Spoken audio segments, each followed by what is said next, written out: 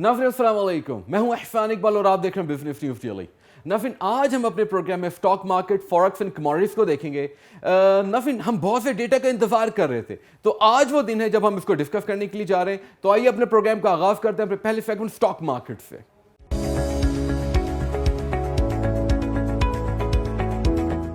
नाज़रीन, stock market में हम सबसे पहले पीएसएक्स को देख लेते हैं। आज मार्केट के अंदर दोबारा मंदी देखी गई है और ये मंदी इसने जितना 2 दिन के सेशन के दौरान पे लास्ट वीक में जितना गेन किया था उसको नलिफाई कर दिया है। मार्केट आज दोबारा 174 पॉइंट्स गिर गई है और 46,700 के लेवल पर आ चुकी है।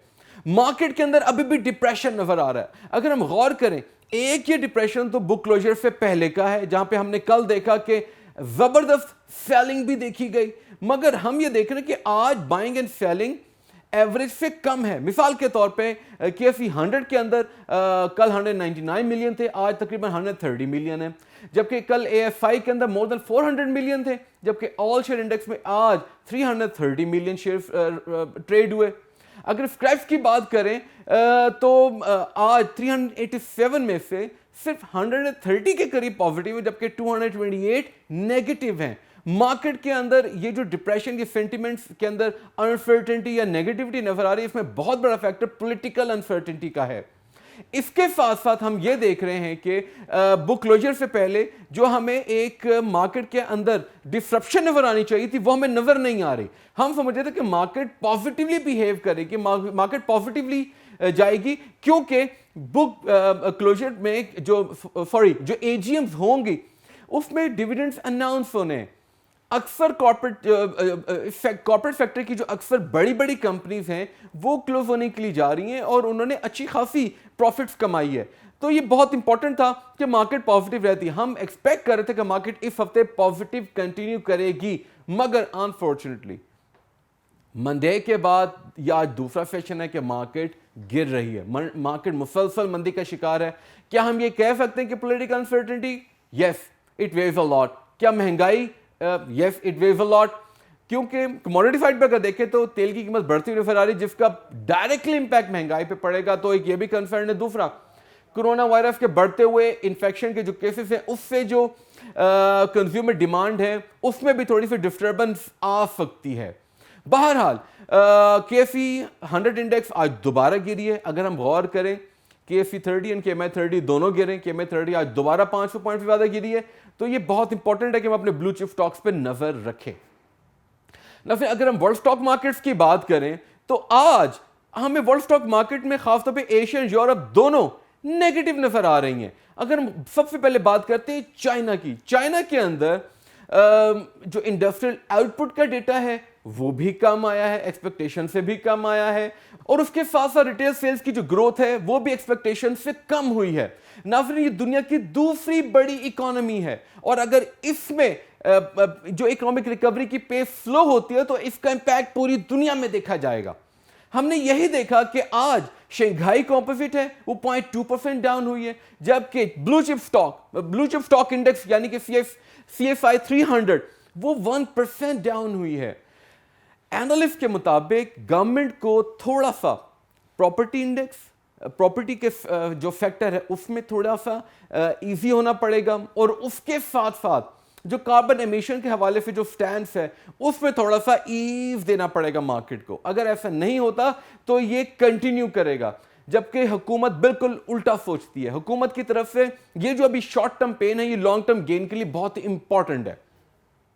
नाज़रीन, हमें आज चाइना की जो स्टॉक मार्केट है उसका जो नेगेटिव इंपैक्ट है उसमें एक बहुत बड़ा हिस्सा एवरग्रैंड का भी नजर आ रहा है, यानी कि real estate and property sector, क्योंकि जब उसने डिफॉल्ट किया है उसका जो इंपैक्ट है वो हमें एशिया की इमर्जिंग मार्केट्स में नजर आ रहा है, यूरोप की स्टॉक मार्केट्स में नजर आ रहा है, जबकि मिडिल ईस्ट की जो प्रॉपर्टी सेक्टर्स हैं उनकी जो स्टॉक्स हैं उसमें भी नजर आ रहा है। क्योंकि दुनिया के अंदर बैंक सब ये सोचने लगे कि इकोनॉमिक रिकवरी की पेस भी स्लो है, डिमांड ग्रोथ भी नहीं है, तो अगर प्रॉपर्टी जायंट्स पैसा वापस ना कर सके तो क्या होगा। हमने देखा कि 2 दिन पहले हमने डिस्कस किया था कि यूके के अंदर इकोनॉमिक रिकवरी के साथ साथ जो बैंक की रिकवरी है वो भी बेहतर नजर आई। हम ये देख रहे हैं कि अगले ही दिन यानी कि कल एवरग्रैंड का इशू आ रहा है, आज भी एवरग्रैंड का इशू चल रहा है, तो ये बहुत इंपॉर्टेंट है कि इस पर नजर रखी जाए। बहरहाल let's see how it goes. Emerging markets की बात करें तो आपको Malaysia, Indonesia, Singapore, they're all down. Taiwan ये भी डाउन नजर आ रही है। हम ये देख रहे हैं कि जो साउथ कोरिया है आज उसकी दूसरी स्ट्रीक है पॉजिटिव। हम देख रहे हैं कि जो पॉजिटिव स्ट्रीक है इसमें बेसिक वजह एक डेटा है, यानी कि अनएम्प्लॉयमेंट का जो डेटा है वो बेहतर आया है। उसके साथ साथ सैमसंग का जो स्टॉक है और उसके अलावा जो इससे रिलेटेड इलेक्ट्रॉनिक्स के जो स्टॉक्स हैं उन्होंने सहारा दिया। इसके साथ साथ ना फिर हम ये देख रहे हैं कि जो इमर्जिंग मार्केट्स में इंपैक्ट आ रहा है इसका ना सिर्फ एक्विटी मार्केट्स में देखा जा रहा है बल्कि जो मनी मार्केट है, करेंसी की जो मार्केट है उसके अंदर भी देखा जा रहा है। अब हम चलते हैं यूरोप की तरफ। यूरोप के अंदर भी चाइना का जो इकोनॉमिक डेटा एक्सपेक्टेशन से कम है उसका इंपैक्ट नजर आ रहा है और ये नेगेटिव इंपैक्ट नजर आ रहा है। डिस्पाइट यूके के अंदर जो इन्फ्लेशन है वो बढ़ती हुई नजर आ रही है, 9 ईयर्स हाई है।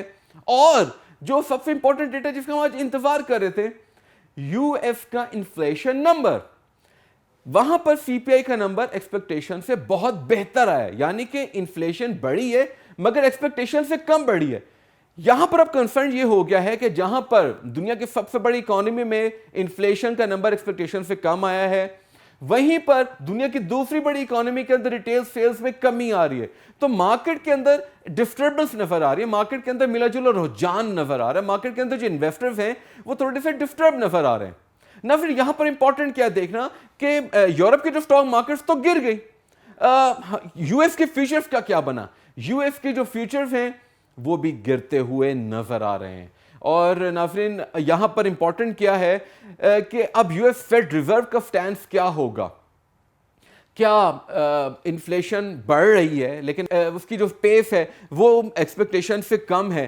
क्या यूएस फेड रिजर्व शहरी सूद बढ़ाने के लिए जा रहा है?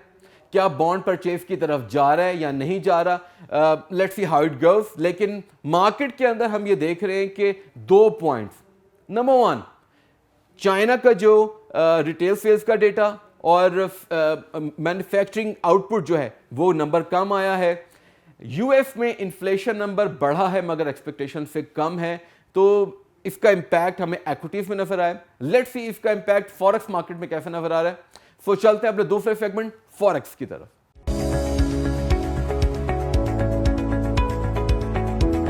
नाज़रीन, फॉरेक्स में हम सबसे पहले पाक रुपये वर्सेस यूएस डॉलर की पैरिटी देख लेते हैं। पाक रुपया आज दोबारा गिरा है, तकरीबन 18 पैसे गिरा है और पाक रुपया तारीख की कम तरीन सतह पर पहुंच गया। कल उसने एक नया रिकॉर्ड बनाया था, आज एक और नया रिकॉर्ड बन के और पाक रुपये ने 169 का जो साइकोलॉजिकल लेवल है उसको क्रॉस कर दिया है। ना फिर इसके हवाले से हम गुफ्तगू करते रहते हैं। हम ये देख रहे हैं कि दुनिया में जो कमोडिटीज की जो प्राइसेस हैं वो बढ़ती हुई नजर आ रही हैं। मिसाल के तौर पे तेल, हम इसको थर्ड सेगमेंट में डिस्कस भी करेंगे। तेल की कीमत जब बढ़ती है तो जो इससे रिलेटेड या इंटीग्रेटेड इंडस्ट्रीज हैं वो भी बढ़ जाती है, क्योंकि इसका डायरेक्ट इंपैक्ट आपकी कॉस्ट पर आता है। तो चीज़ें महंगी हो जाती हैं। हमारी इंपोर्ट्स महंगी हो रही हैं। दो हमारी इंपोर्ट्स ज़्यादातर इंडस्ट्रियल हैं, फूड रिलेटेड है, कोई मार्जिन बचा नहीं हुआ कि हम उसको कर्व कर सकें।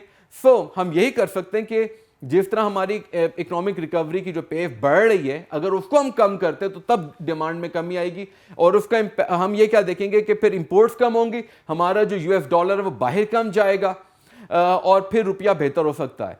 यहां पर एक और फैक्ट बताना जरूरी, वो ये है कि स्टेट बैंक ऑफ पाकिस्तान ने अपनी पॉलिसी के अगेंस्ट जाते हुए एक रिपोर्ट के मुताबिक $1.2 बिलियन इंजेक्ट किया है, मगर अनफॉर्चुनेटली जुलाई से लेके अब तक फर्स्ट वीक ऑफ सितंबर तक जो इंजेक्ट किया है उसका कोई इंपैक्ट देखा नहीं गया, बल्कि देखा जाए तो ऑपोजिट हुआ है।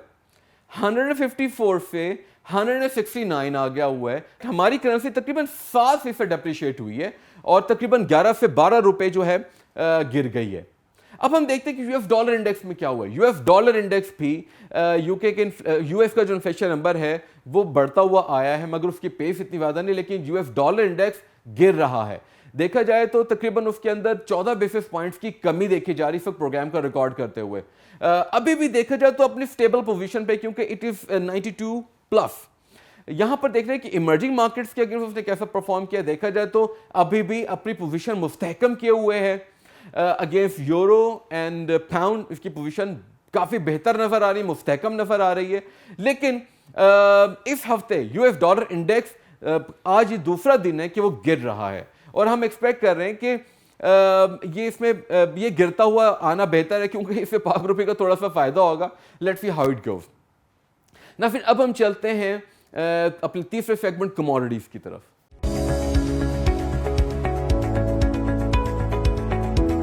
कमोडिटीज में हम सबसे पहले ऑयल को डिस्कस कर लेते हैं ना। फिर ऑयल बढ़ता हुआ नजर आ रहा है, ना फिर मुस्तहकम है, बढ़ता हुआ नजर आ रहा है। सबसे बड़ी वजह यह है कि यूएस में जो एपीआई का नंबर है उसने बताया कि जो स्टॉक्स हैं वो गिर गए हैं। हरिकेन आइडा के बाद जो इनके जो स्ट्रेटेजिक रिजर्व्स थे उसमें कमी आई है, ड्रॉ डाउन ज्यादा हुआ है, जिसकी वजह से इसने पॉजिटिवली सपोर्ट किया है डब्ल्यूटीआई की प्राइसेस को, जिसकी वजह से ब्रेंट की प्राइसेस भी बढ़ती हुई नजर आ रही है। इस वक्त ब्रेंट की प्राइस $75 के करीब करीब, हमने कहा था कल ये $74 को क्रॉस कर रही थी। हमने कहा था कि जब प्रोग्राम पब्लिश करेंगे शायद 74 हो जाए, और ऐसे ही हुआ। और आज हम ये कह रहे हैं कि शायद प्रोग्राम को पब्लिश करते हुए ये $75 पर बैरल हो जाए, जबकि डब्ल्यूटीआई की प्राइस जो है ये $72 को क्रॉस करने के बहुत करीब पहुंच गई है। Let's see how it goes.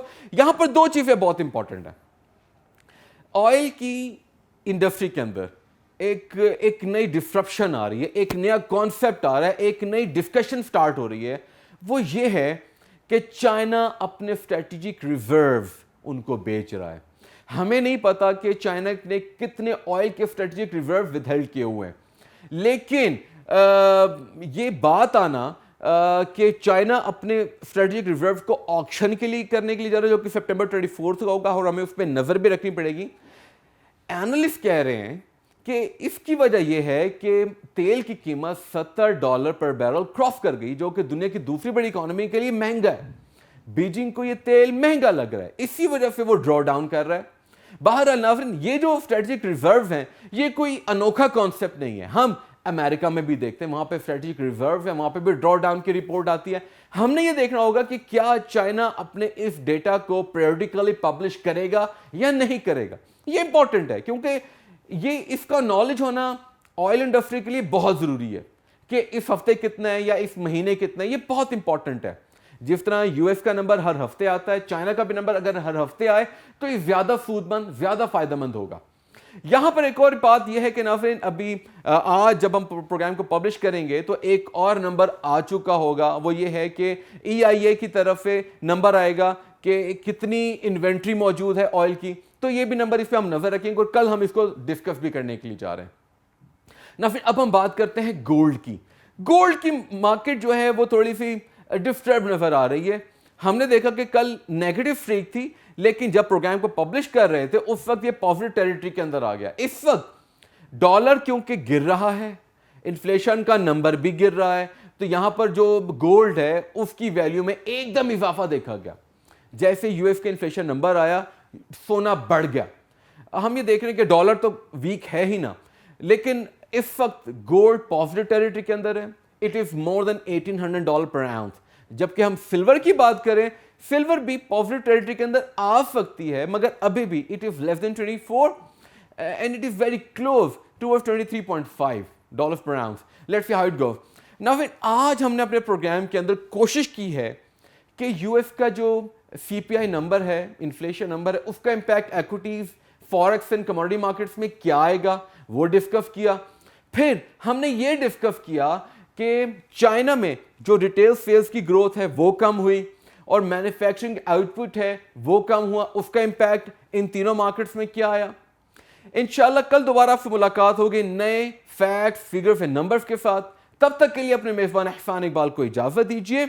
अपना बहुत सा ख्याल रखें and keep watching business news daily with एहसान इकबाल।